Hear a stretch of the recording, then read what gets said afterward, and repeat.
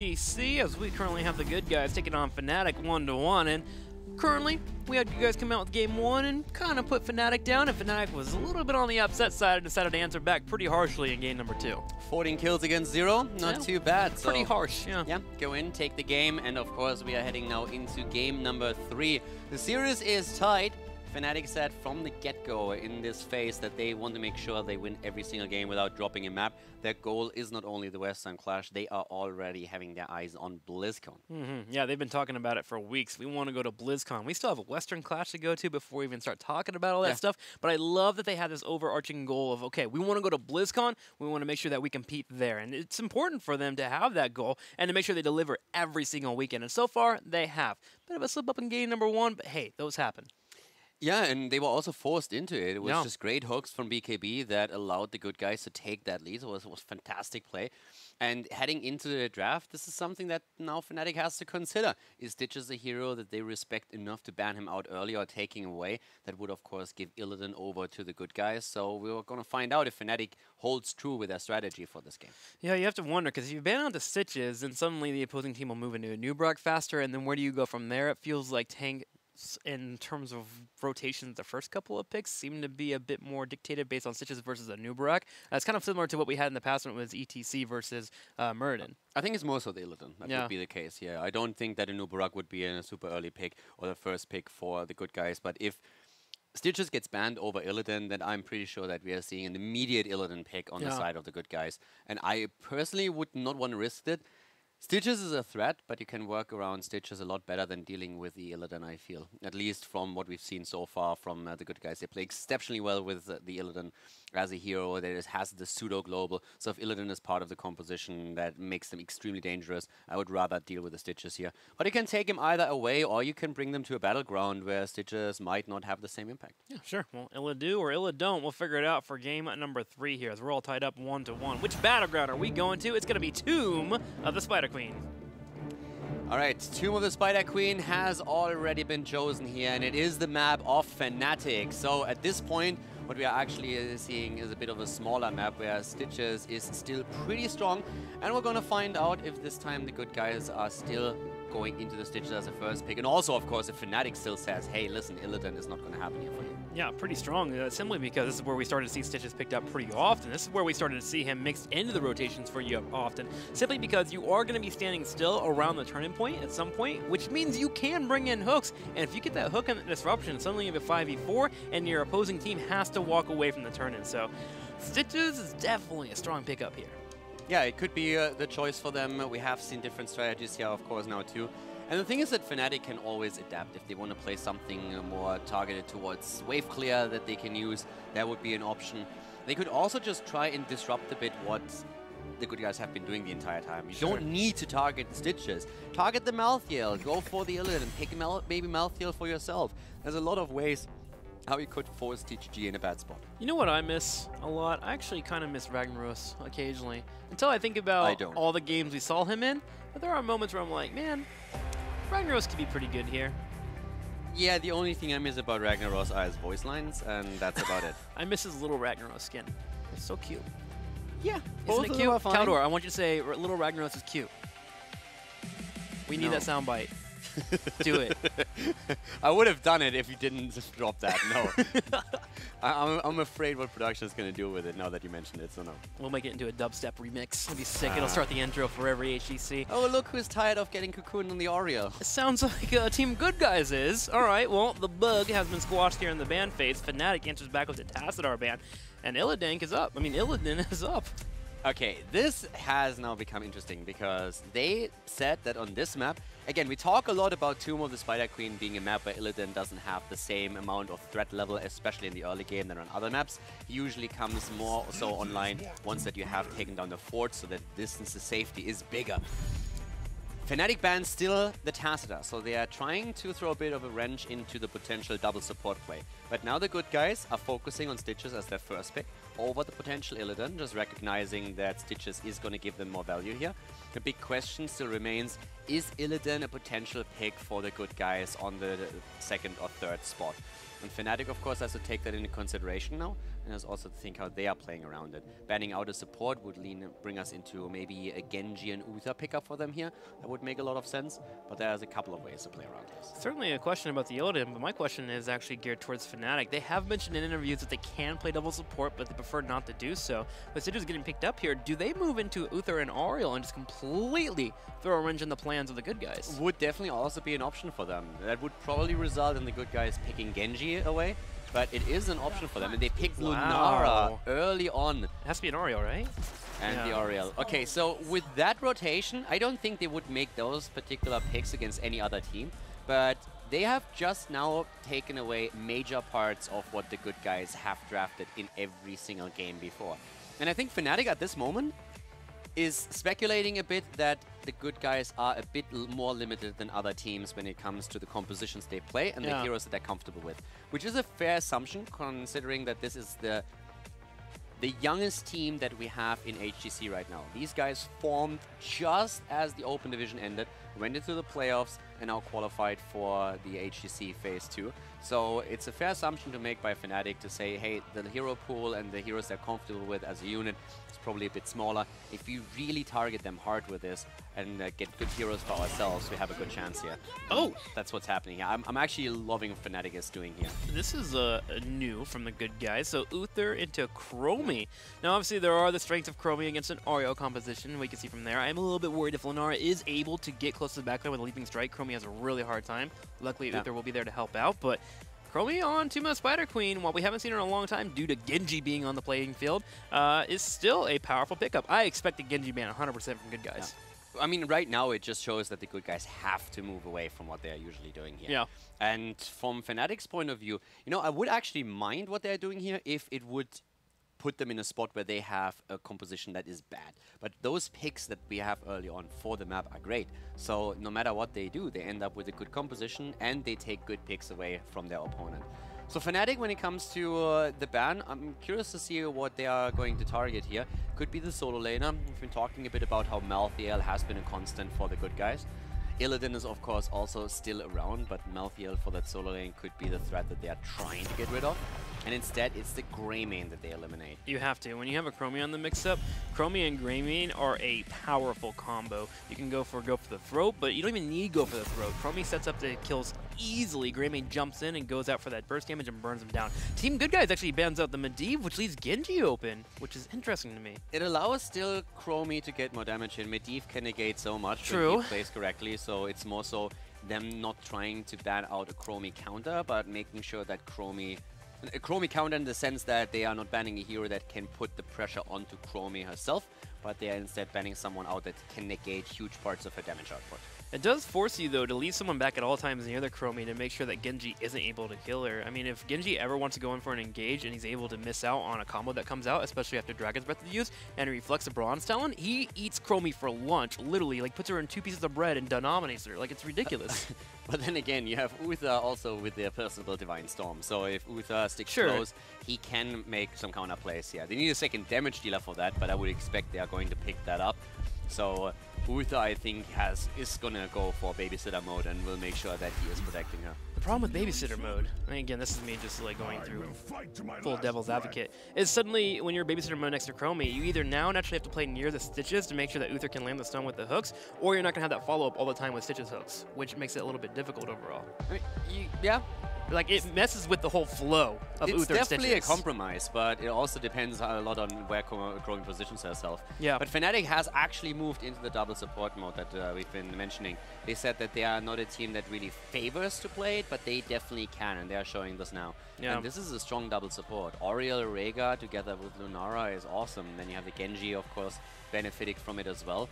And when it comes to the front line, there's a high chance that we are going to see Breeze again on Diablo on this map. Ooh, Diablo. I like the double support against the comp that Team Good Guys has simply for the Chromie poke, but also the Slam poke that will be coming out. Like, Fnatic should be in a good spot. They should be nice and healthy at all times due to what they have here with the Lunara battery, the Oriel, and the Rhaegar helping out.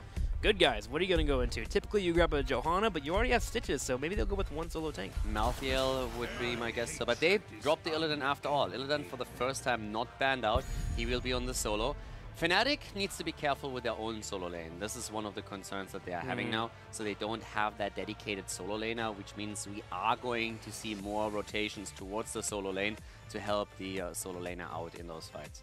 I think they'll go with a bit of an off tank. Maybe they'll get Leoric here. Or do you think you just go straight into Sonya and just be okay with not having a straight strong tank? I'm actually still on the fence on it. I would think you could go into the Diablo. I think what actually makes them not pick Diablo right away is that Tychus pickup, because he can burst him down way too much. So if not for Tychus, I'm pretty sure the Diablo would have been an insta-lock. But with Tychus being selected by the good guys, Fnatic has to really rethink if they want to take that commitment. What else does Breeze play? Would this be an ETC? ETC would get burned down too quickly, be too low. Murden could be a pickup. It's going to be the ETC. Okay, Fnatic is going to go ahead and pull him out again. Yeah, ETC being used here. I love Breeze's ETC, but I am still very much convinced that if Tychus wasn't picked, this would have been an insta-Diablo lockdown. I'm very convinced that ETC can't survive anything, man. No matter where I try him at, he just takes damage like it's nothing. He's like, okay, thank you, and now I'm steak. Like, that's all he does. Yeah, the problem that I have with that, if it was my ETC or your ETC, I would definitely agree. Breeze's ETC seems to always have twice the hit points of anyone else. Taking the headset off. I'm going to go get on the keyboard and have a lightning fast ETC round where I dominate everyone. And I'm like, you know what, Calidor? You like that? That looks good. That's my ETC rockin' face. You should drink more coffee. I think you just fall asleep. All right, guys. You're daydreaming, my friend. I'm always daydreaming. Looking at the draft here, I think I'm on Fnatic's train, even with the ETC pickup there on the right side. We finally found out why Trig is always advocating Murkies and Gazlos. I'm He's daydreaming. just daydreaming all the time. I'm in a different world when I'm playing Hero This League. could work here. Someone give this kid more coffee. I could drink some, a little bit here and there. Yeah. What do you think about the draft, though? Like, I think Fnatic walks away with the victory. Good guys. I love me some Chromie, but I don't think this is gonna work. I would have been a huge fan of Breeze's Diablo if not for the Tychus. We've seen him play the Diablo, I think, now two or three times already on this battleground. Sure. And he is frightening how much of an impact he has. With any other team, I would say the ETC is more of a liability because the pressure against him can drop him fast. But watching Breeze on his stream play with ETC, I think if anyone can... He is the best ETC player that we probably have in Europe, and I think it's going to make the game so much more frightening for the good guys. I think that Fnatic, just because they are on a higher level and because they have this coordination, can take that game here. We'll see if they can pull it off. I think I agree with you. Fnatic, just being Fnatic gives them the win for him. I mean, obviously the ETC becomes a bit of a weird thing. In my mind, like, yeah, you can be the best lightweight fighter in the world, but one heavyweight punch and you're down, right? Like, you just get knocked out completely. That's what I look at as the ETC with them being such a small health pool at the moment. But we'll see what Team Good Guys can do here. The Tychus and the Illidan could be good for burning down those tanks and getting that front line taken away. So let's go ahead and get ready for game number 3. Tomb of the Spider Queen. Fnatic looking to take on the Good Guys. Game number 3. We are heading into Tomb of the Spider Queen, as we're going to find out which one of these two top teams is going to take the lead in the series. To the left, it is again the Good Guys with Raid Boss on Chromie, the meme hero on Illidan, Kronos on Uthak, Xay on Tychus, and BKB on Stitches. Did you just call Chromie a meme hero? No, I called Anti the meme hero. Oh, okay, good. Anti-hero, I just get defensive. Hero. I just get defensive, okay? That's how I am. It's a girl, I understand. On the right side, Quacknix is playing Lenara, Wubby playing Rhaegar, Breeze on ETC, Shwimpy on Genji, and Smexy playing Ariel. I'm hyped for this one. I'm very excited to see the ETC play here, because I agree with you. ETC with the hit pool, he is very vulnerable at the front. The thing is that Breeze usually has such great positioning and the snip judgment when he can get a kill for his team by preparing something, that he usually plays in in a league by himself. That is not how you say this, right? Like, I'm completely screwing it up. No, he has a level. He has the Breeze League, you know? It's above. In a league on his own. There we go. Finally. That's there's tier 2, there's tier 1, and there's the Breeze tier, where you just win on every single tank because you're unstoppable. That makes sense. It's good. All right, so let's see how this is going to work out. One of the things is still going to be that bot lane, of course, where we have to watch what's happening here. Anti-Hero has taken the bot with the Illidan as expected, and Shwimpy in the meantime is trying to pressure him back, but Xay is rotating back down, making Genji's life even harder. Genji's laugh being a little bit hard here, but ETC in the middle soaking it up with Smexy on the help here. They're going to try to slow it down now. Typically on the Nara on 2-mana Spider Queen, this is usually something that you wait till the mid-game to be effective on. You're just trying to control gems and make sure that you're able to keep moving forward. Illidan having a hard time here as Schwimpy is beating him out in the lane, barely getting away. Wubby even coming in for the heal. And I just realized, I even said it, Wubby on Rhaegar. It's so interesting to see. Yeah, I expect him to have the top damage in the game, Kappa. So Wubby definitely going to play this a little bit more in the playmaker style, I would say. But yeah, double supports are always interesting right now, since we have... For me, the interesting part is really who plays the second support. I mean, we've seen Mano and Oriel now several times, which is one of the things that I would have never seen coming half a year ago. But now that has actually become a thing when Dignitas plays and goes into the double support. But overall, the teams are, of course, now working towards tributes. We still are very early in the game here. It's just a bit of a poke battle happening. Smexy also in good position once again. Breeze getting stunned out, eats a lot of damage, but the double support can keep him alive here. Keeping him alive here. Breeze in the front line, turns around for the power slide. BKB against the wall, BKB low, and he gets picked off as Fnatic will deny a few gems, actually. Wubby even sitting in the front line here, trying to keep him back, and they will. They lose out of what? Was that 15 gems? Yeah, that was a fair amount, and this is exactly what I mentioned earlier with Breeze's ETC. He sees a chance, slides in, blocks, and then immediately the follow-up by Smexy with a Tainment Strike, and this is exactly what makes him so scary. If you give Breeze an inch, if you give him an opening when he's on his ETC, you done goofed. Done goofed. Breeze turning in, even dodging out on the Chromie harass, moving forward. Hook comes out on Quack. There will be the stun into the big W here from Raid Boss, but it does not connect. Normal build for Chromie, by the way. Bronze Talons, Time Walker's Pursuit. I am curious to see what we're going to get at level 7. With it being double support, I love Chrono Sickness more and more the more I see it. Dragon's Eye, I feel like does decent inflated damage, but unless you blow somebody up, it's actually very hard to actually get much value out of it overall. But they're going to go into the Dragon's Eye.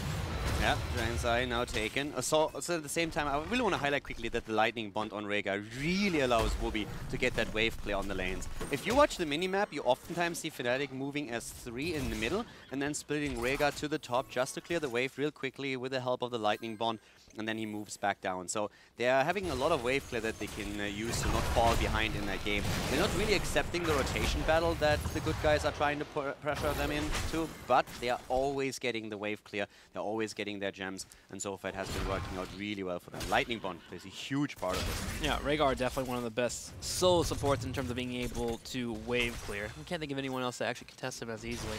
Such a good hero in terms of clearing up, especially when you get that Lightning Bond set up. Hook keeps coming out from BKB. They're not quite connecting here, though. Seems like it takes a while for him to heat up. Breeze does take some damage. Dragon's Eye comes out, will miss, and Quagnix takes the opportunity. Turn around and bring out some auto attacks. Also, 30 of the gems have now been turned in, which means that we have only 20 missing.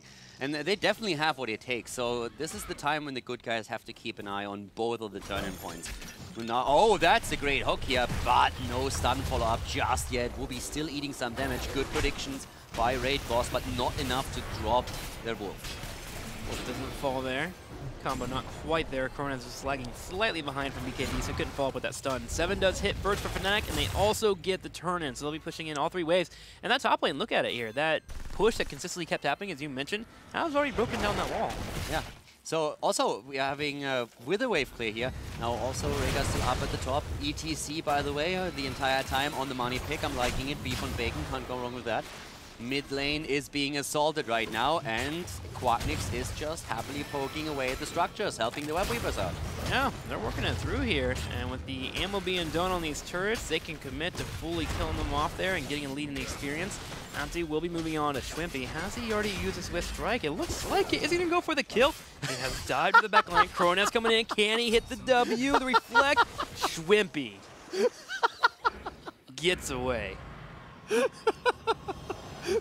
That was absolutely fantastic. 1 hit away, and Schwimpy just says, what if I turn around and run into the other direction? And Ante is caught on the other side of the gate. That's one of those moments when you're just looking at it in your face palm, you're like, really, did that just happen? It did happen, and Temporal Loop, by the way, has been picked up. It does not connect it, but I'm excited for that one. Fnatic doesn't mind, though. They're turning around for the fights. They get a couple of kills. And a second person gets picked off, maybe a third here, with Tychus already low. Okay, so what we just saw, the entire series of events here was fantastic. First, that little drama down to the bot lane, which was absolutely amazing play by especially Genji. Yeah. Shimby doing an exceptional job, not walking behind the gate, but realizing that Genji overstepped a little bit, moving into the other direction, getting his deflect on, waiting and dashing out. Anti-hero missing out on the kill, but then up to the top, we see with Breeze, again, this fantastic setup with his ETC, where he slides in, stuns Chromie, they get the kill, he still body blocks Stitches, so they are able to pick up kill after kill. And overall, they have 3 now, and it's the leading experience that is the big deal here. 2 things, leading experience and how many gems they just deny to the good guys, because that double kill to the top, that cost the good guys more than 25 gems. Yeah, but it's really been hurting them. They've lost a number of gems here, maybe even a full turn-in, where so far with their multiple deaths here, a total of 3 already for Fnatic. Now 10 is on the way for Good Guys, so that's good to hear in terms of that regard. Now, I am kind of curious to see what they're going to do with the Temporal Loop, but they're being double support, one with the Cleanse, a Rhaegar, and then Aegis for the Auriel. There are definitely tools here for Fnatic to hold on. So that means that Cleanse needs to get burned, and maybe we force a fight with Aegis getting burned before we even see that Temporal Loop come out. Because if burn engage, it's not going to work out. Breeze gets hooked and moves out immediately once again. And you're right, the Temporal Loop is definitely something that Fnatic should be able to play around. Genji is still at that bot lane, and we have the second weapon wave now coming in as well. Still a level lead for Fnatic, and they are running with that momentum. And so far, the good guys, they've been struggling a lot. But they have that 10 now. That means Hunt, Gorge as well, and that's a Gorge opportunity right there. Rhaegar gets Gorge, and they move away. This could be the kill as Hunt comes in. Temporal Loop on top of it too. And Rhaegar just gets bodied. 3 ults have been thrown at him in this fight. That was a messy fight. It was quite the sloppy Joe, but they got the kill. That was 4 ults. We saw also the Divine Storm from Uther. I hit a hook, everyone hit the R button. And that's exactly what happened there. Rhaegar does get picked off, but Fnatic doesn't mind. With all the heroics being used, they're going to push in aggressively in the top lane and the middle lane. They get 2 forts, and they're possibly looking for a third. You see ETC floating around the bottom left side. Yeah, so ETC still looking for an opportunity here, and that's just what Breeze is all about on that hero, making opportunities for his team happen. But we've just seen what the good guys are really hoping for. They want, again, the hooks. That's what this actually secured the win for them on the first map, on Infernal Shrines, and now they're trying that again. They played Stitches in every single game so far. Stitch is looking for those hooks more. Gorge is up. 20 seconds will be having the Divine Storm up, and 10 the Temporal Loop. And Team Good Guys is already looking for a fight. And, I mean, thanks to the good guys, Stitches is seeing so much playtime right now. Lots of playtime here. Him and JPL really bringing out that Stitches whenever they get the opportunity. Now 13's about to hit for Fnatic, and Fnatic is looking for a fight. If they could have hit that Thornwood Vines on any member and slow them down, Breeze would not have mind engaging. The Web Weavers are dropped in for the blue team, so they'll have their first opportunity to be aggressive and at least start opening up the map a little. Level 13 versus 11. This is rough for the good guys. First of all, Lunara now has the greater spell shield. This means against the Chromie abilities, she's a lot safer overall. Breeze hasn't even used a proper mosh pit just yet. The threat alone is always keeping a bit of an interesting situation alive here, because the dynamic that we have is that Uther is the one who would love to interrupt it, or Stitches, of course, trying to get one of the hooks in, but he should be caught in the mosh pit in the first place. So there's a lot of pressure on the support on the side of the good guys as long as Breeze does not use the mosh pit. And Breeze will only utilize it when he really sees a chance. But this is interesting. We have an immediate move straight into the Gorge. They're trying to get the kill against Whoopi. Can't succeed with that. Stuns have been used. Breeze has the mosh pit now. And Swimpy's going in with the Dragon Blade. The mosh pit won't even get off, but it doesn't matter. Swimpy is shredding through everyone in the way. Auntie will be able to just barely get away at the same time, but finally gets picked off as Swimpy moves in. He gets 2 kills. He gets a third. Looking for maybe a fourth as BKB re-engages. Breeze must not have the cooldown ready on his power slide. This was just screaming, please get the 4-man mosh going. Every stun was used. Uther used both of them. Everyone else was clustered up, and they had no tools anymore. So that was not the Gorge they were looking for. They lose 3 heroes after this. And they had, I don't think they had a chance to actually kill ETC in that moment. No, it just didn't work out for them. The cleanse coming out and such, unable to go for it. And they also put all of the fight under Rhaegar. So the intention there was to Gorge, saw the cleanse come out, and they wanted to turn their attention on a Rhaegar. But Rhaegar was able to sneak out just barely before the Chromie combo connected, even with the hunt coming out. And Team Good Guys, after spending many heroics getting nothing, just completely melted the Fnatic. Good Guys have level 13, and that gives them a bit of a chance to make something happen. The problem is they're low in gems. Breeze again moving out here, not being threatened. Schwimpy on the other hand, he eats nothing since the Aegis comes out, and Oriel is saving Genji. Makes the informed choice there. It's like, alright, this is something I'm willing to drop my cooldown for. You're probably gonna fall here. Didn't have the reflect or anything. So at this point, just a 2-level lead. Still 30 gems that they have, so Fnatic is closing in on another turn. What I do like about the comp for Good Guys, while we mentioned that there is Aegis available and cleanse being set up, if they're able to keep landing these hooks and keep rotating out their heroics, the Haunt, the Gorge, and Temporal, they can go for situations like this where they force fights, but the Ancestral coming out from Wubby is slightly too much. And Team Good Guys, they are on the run. They just cannot make this comp work. And Schwimpy again, Dragon Blade moves in, gets a kill. They drop Uther, not quite yet, maybe, there we go. Uther is down too, and that's another massive amount of gems lost. Only 8 remain in the possession of the Good Guys. Fnatic is just running away with this game. 3-level lead, they have the talent advantage from 16 to 13, and we have them with 9 kills against 1. Barreling through that middle, trying to put some additional pressure onto the keep itself. Greatboss needs to be very careful that he doesn't get into the range of Breeze's ETC slide, but this is not the game the Good Guys were hoping for. Well, not working out for them. In fact, they look like they're going to lose a keep here in the middle, and they do. Do have Stitches moving forward for an engage with the totem being down. He's not able to hit the hook that he would love to connect on. BKB and crew may have to look for more opportunities, maybe more high-risk plays to even have a chance of coming back. But so far, Fnatic has done a great job of stopping every single attempt. Yeah, Breeze completes the turn in now, gets initiated upon immediately. The Good Guys really trying to force a fight here. They are saying we need to do something now before the web viewers take our keeps down. Once again, no value out of the Chromiol. BKB in trouble. Genji dashing in, trying to go for it. Dragon Blade not ready for another 5 seconds. Lunara can still poke, and she does. Anti-hero low. Say moving back on the Tychus. Dragon Blade is ready. Here comes the Divine Storm on the side of Kronos, but Shrimp isn't done yet. And Stitch has already been picked off. We're going to have Ante being picked off as well. Schwimpy moving up in the top right corner. He's already working his way through Zaya as well. Does he have anything to get the kill? No, misses out on it and will pull back, but with 2 members down. Fnatic, with Web Weavers pushing across the battleground, will head straight in and start applying damage to the core. They go for the core as is, and we still have everyone low on the side of the Good Guys. Xay's coming back in right now, trying to somehow prevent them from finishing the game. Kronos looking for a stun. Moshpit, the only one in this game, comes out, drops Tychus. He's dead, and the core is falling as well as Web Weavers pushing through the middle, the top, and the bot lane. Wimpy also on raid boss, and this looks like it may just be game. Members are getting low on health, Rhaegar in particular, but the Aegis for the last second deny there. Illidan not able to hit the Haunt, and Fnatic, in an angry manner it seems like, go ahead and take up a nice addition in their wins, and will go 2-1 over their opponents, the Good Guys. Fnatic, solid play here on the map, really well done, and yeah, Breeze with that ETC opening up opportunities for his team to get the kill. Nice combo ideas that we had from the Good Guys. Really cool approaches there, trying to just always start with a temporal loop, get the hunt in afterwards, have a gorge maybe, and really looking for these isolated kills on the map. But they happened not frequent enough, so they only got a kill against Rhaegar, that was about it.